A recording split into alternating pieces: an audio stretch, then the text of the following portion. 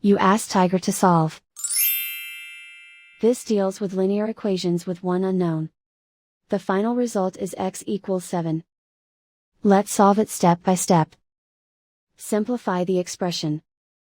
Find the greatest common factor of the numerator and denominator. Factor out and cancel the greatest common factor.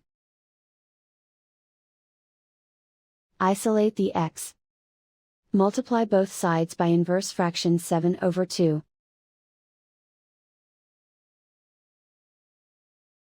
Group like terms. Multiply the coefficients. Simplify the fraction. Multiply the fractions. Simplify the arithmetic. And so the final result is x equals 7.